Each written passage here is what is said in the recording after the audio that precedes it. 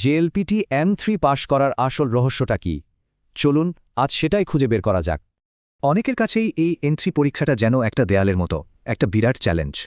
তো এই দেয়ালটা ভাঙার আসল উপায়টা কি? আসলে সত্যি বলতে বেশিরভাগ শিক্ষার্থী কিন্তু এই এন্ট্রি লেভেলেই এসে আটকে যায়। পরিসংখ্যান কিন্তু একই কথা বলছে। দেখুন, নেপালের শিক্ষার্থীদের পাশের হার বেশ কম। কারণটা কি? কারণ হল না বুঝে শুধু তোতা পাখির মতো শব্দ মুখস্থ করে যাওয়া। এন্ট্রিতে এসে মুখস্থ করার এই কৌশলটা আর কাজ করে না, কারণ এখানে শব্দগুলো আর বাস্তব থাকে না। যেমন সম্পর্ক, ফলাফল বা প্রচেষ্টা, এই সবগুলোই অ্যাবস্ট্র্যাক্ট আইডিয়া, মানে বিমূর্ত ধারণা।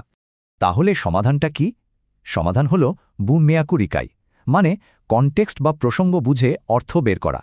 ব্যাপারটাকে একটা পাজলের মতো ভাবা যেতে পারে, আর এন্ট্রি শব্দগুলো হলো সেই পাজলের এক একটা টুকরো। আর এন্ট্রি পরীক্ষাটা কিন্তু বানানোই হয়েছে এই কনটেক্সট বোঝার ক্ষমতাটা পরীক্ষা করার জন্য। যেমন ধরুন, সেই কৌ আর সেই চৌ, উচ্চারণ প্রায় এক, কিন্তু কনটেক্সট ছাড়া এদের অর্থ বোঝা অসম্ভব। আচ্ছা, একটা প্রশ্ন করা যাক, জাপানে কঠোর পরিশ্রমীকে কোন প্রাণীর সাথে তুলনা করা হয়? উত্তরটা হল গরু। হ্যাঁ, জাপানি সংস্কৃতিতে গরু মানেই কঠোর পরিশ্রমীকেও। দেখুন, একই প্রাণী, কিন্তু সংস্কৃতিভেদে অর্থ পুরোই আলাদা। নেপালে যা পবিত্র, জাপানে তাই পরিশ্রমের প্রতীক। শুধু শব্দ না, বিভিন্ন উপসর্গ বা কানেক্টিং ওয়ার্ডস দিয়েও কিন্তু এই ক্ষমতাটা যাচাই করা হয়। আর এই দক্ষতাটা কিন্তু শুধু পরীক্ষার জন্যই জরুরি না। বিশেষ করে জাপানে যারা কেয়ার স্টাফের সাথে কাজ করেন, তাদের জন্য এটা স্বাভাবিক যোগাযোগের চাবিকাঠি।